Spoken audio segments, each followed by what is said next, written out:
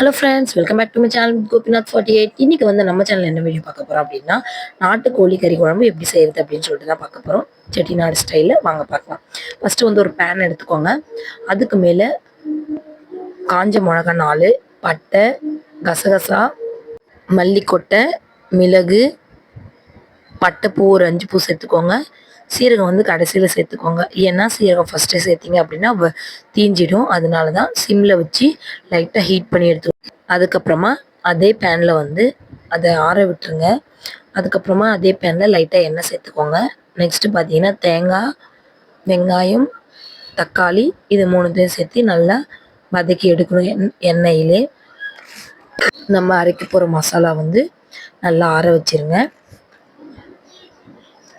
10 நிமிஷம் நல்லா வதங்கட்டும். அதுக்கப்புறமா இந்த மசாலா ஆறினதும் அதை வந்து மிக்சியில் நல்லா பவுடர் பண்ணிக்கோங்க. இந்த அளவுக்கு பவுடர் பண்ணிவிட்டு கொஞ்சமாக கருவேப்பிலை சேர்த்து இந்த மாதிரி வதக்கி எடுத்துக்கோங்க. இதையும் மிக்சியில் வந்து போட்டுடலாம். நான் வந்து 1 கிலோ எடுத்திருக்கேன் நாட்டுக்கோழி கறி. நெக்ஸ்ட்டு பார்த்தீங்க அப்படின்னா பானையில் செஞ்சால் தான் அது ஒரு டேஸ்ட்டே வந்து சூப்பராக இருக்கும். நான் வந்து எப்பவுமே மண்பானையில் தான் செய்வேன். சிக்கன் குழம்பு, மீன் குழம்பு, மட்டன் எல்லாமே. நெக்ஸ்ட்டு பார்த்தீங்கன்னா எண்ணெய் நல்லா ஊற்றி லைட்டாக வந்து பட்டை சேர்த்துக்கோங்க. அதுக்கப்புறமா கொஞ்சம் கருவேப்பிலை சேர்த்துட்டு இஞ்சி பூண்டு பேஸ்ட் வந்து நல்லா மையாக அரைச்சி அதில் வந்து சேர்த்து நல்லா கிளறி விடுங்க, அடி பிடிக்காமல்.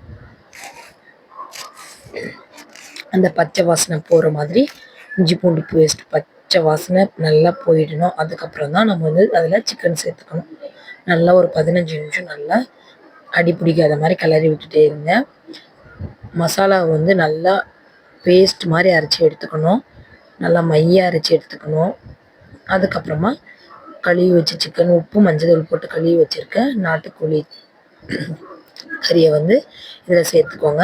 நல்லா கிளறி விடுங்க. இந்த மாதிரி நல்லா கிளறி விட்டுட்டு அதாவது இந்த கறி வந்து இதுலேயே பாதி வேகணும். இஞ்சி பூண்டு பேஸ்ட்லேயே பாதி வெந்தால் தான் அந்த ஃப்ளேவர் வந்து நல்லா உள்ளே இறங்கும். நெக்ஸ்ட்டு தேவையான அளவு உப்பு சேர்த்துக்கோங்க. உப்பு கறி மாதிரி மேலே வந்து உப்பு தூவி விட்டுட்டு நல்லா கிளறி விட்டுட்டு ஒரு 15-20 நிமிஷம் நல்லா வந்து கறி இதுலேயே வந்து நல்லா வேகணும். பாருங்கள், இந்த அளவுக்கு நல்லா வந்து வெந்து வந்ததுக்கப்புறமா நம்ம வந்து மசாலாவை சேர்த்துக்க போகிறோம். இப்போ வந்து மசாலாவை சேர்த்துட்டு பாருங்கள், மசாலா வந்து நல்லா மையாக அரைச்சி எடுத்துட்டிங்கன்னா இப்படி வரும். சேர்த்துட்டு தேவையான அளவு உங்களுக்கு எந்த அளவுக்கு தேவையோ அந்த அளவுக்கு தண்ணி ஊற்றிக்கோங்க. தண்ணி ஊற்றிட்டு நல்லா கிளறி விடுங்க. நெக்ஸ்ட்டு பார்த்தீங்க அப்படின்னா மிளகாத்தூள் வந்து 1 டீஸ்பூன் சேர்த்துக்கோங்க. உங்களுக்கு தேவையான அளவு. நான் வந்து ஒரு 1.5 டீஸ்பூன் சேர்த்துருக்கேன்.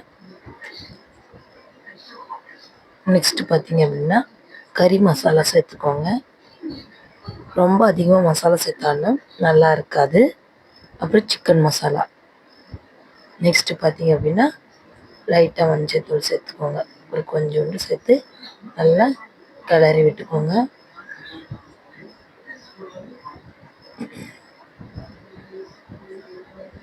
அப்புறம் மஞ்சள் தூள் 1/2 ஸ்பூன் சேர்த்துட்டு நல்லா கிளறி விட்டுக்கோங்க. நல்லா கொதிச்சு வரணும். தேவையான அளவு உப்பு சேர்த்துட்டு கடைசியில் கூட உப்பு சேர்த்துக்கலாம், ஒன்றும் பிரச்சனை இல்லை.